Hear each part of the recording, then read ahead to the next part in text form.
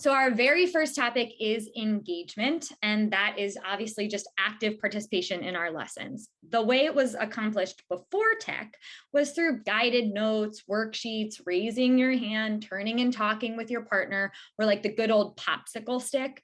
And all of those are excellent tools. And I'm not saying we should shy away from them, but there are now ways in ed tech that allow you to gauge engagement directly, right away, real time, and provide constant formative assessment, as opposed to when you do popsicle sticks, you're getting one kid's answer, or an exit ticket, you're waiting till the end of the class to see if they understand.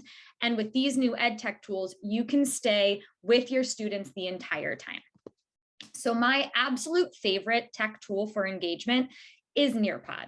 It is a real-time, it provides real-time insight as to if your kids are understanding the material, if they're engaging with the material, if as soon as you lose your kids, you know right away that you've lost them. It's a ton of different activities. They have 20 plus different ways to engage students, and it's all in one single platform. Another pro of this is that it integrates directly into Google Slides. So if your school is a Google school, then you can actually build out in Google Slides your Nearpod interactive activity. Okay, so I have a split screen for you. The one side of the screen is the teacher slide, and the other side is what a student would see. So the student gets a code to join the lesson, and then they're going to have to fill out their name, right? And then they're going to join your lesson. They are unable to change their screen until you change it for them, which is great. So they have to stay on the screen. I start out with a quick little quiz, always something fun, a poll to get them immediately engaged. Okay, so they'll submit on their screen, and then on the teacher screen, and I apologize because I was in student mode, but in the teacher screen, you can see every single student's answer, and then you can share out the poll and have a cute little discussion. The next type of question or activity you can have is an open-ended question. And this is great because the student will type out their answer. And then on the teacher screen, you can see every single student's response. And then you're able to share out that response to the class. And I'm going to pause for just a second. You can share out the response to the class so it appears on their screen without the student's name. And that's excellent because you can show examples and non-examples, or a good answer, a better answer, and you can have a class discussion right there about the question, and you'll have that immediate feedback without embarrassing or putting a student in the hot seat. So you're not asking for a volunteer, you have all of their answers, you can share them out anonymously. All right, let's continue. So that's always a really good option. Another is you can share PDFs directly with the students, give them 5 minutes to read, and then you can ask comprehension questions based off of the PDF that you've pushed out to them. This is a drag and drop example. So I'm asking them to put the main characters into the setting, because today we're talking about a summarizing technique. And then again, if you look at the teacher slide, I see that Rebecca got them correct. I can share Rebecca's response with the class. So everybody sees, they have an immediate student example, and it allows, again, for that example, non-example. Another way is to have its gamified learning, and the more questions they get right, the faster they climb up the hill. I'm not doing this one today just because of time, but it's very simple. Okay, then you can have just purely instructional slides. And then finally, you can have the gauging for understanding. So my students' hands down favorite is the drawing feature. So I asked them to draw the somebody. We're using somebody wanted but so then. So draw the somebody. So they're going to draw their Little Red Riding Hoods. They love being bad at drawing. They can change the colors. And then again, you can watch what they're drawing.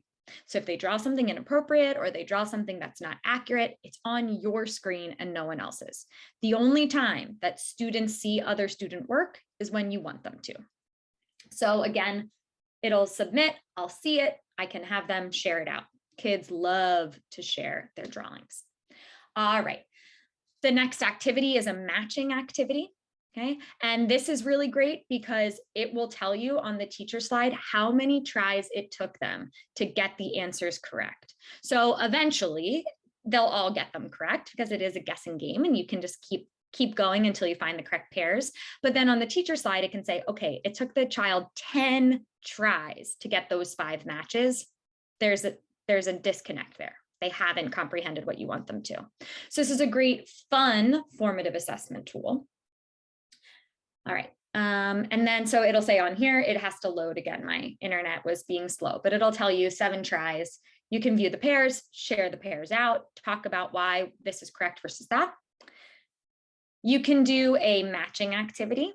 So where they have to pool the words. This is, again, your scaffolding. You're moving from easy to hard. So now they're beginning to see what a good summary would look like, and they're just filling in the different responses. And then at the end, obviously, you could have them write that full summary and then share out those summaries. So it's constant practice. They're engaging with the material the entire way through. And you as a teacher know, oh, Johnny didn't get it. And the very last thing I'm going to show you with Nearpod is quiz, which is self-explanatory. So you do the quiz, and then obviously the teacher can see the responses. It is an amazing tool. What's being shown on the screen right now is that you can build out your slideshow in Nearpod, the actual EdTech tool, nearpod.com. And it's very similar to PowerPoint. You can go through, make your information slides, and then your engaging slides. Or you can go into Google Slides, create your entire Google slide, all of your information, and then use an extension to add in your interactive tools. Hands down favorite, the pros. Your children are interacting the entire time. They have a wide variety of different engagement activities to keep them on their toes. You can assign it asynchronously as homework and then just get a report of what the children responded, or you can do it as a live lesson. It's a really good live lesson because you can constantly be pushing out those examples to the kids. They have a really good built out library. So you have a lot of those lessons already pre-made that you can just pull and grab if you're in a pinch. And again, it's that instant feedback, constant formative assessment. You know the minute you lose them, which is really a powerful tool because then you're not wasting time. The cons, the free version, you have to use and build out in Nearpod versus being able to integrate into Google Slides. And that is a huge con. It's fine to do it in Nearpod, but it is slower and it's a little bit chunkier. And it does take a little bit of time to get used to the program, but once you get used to it, you're golden.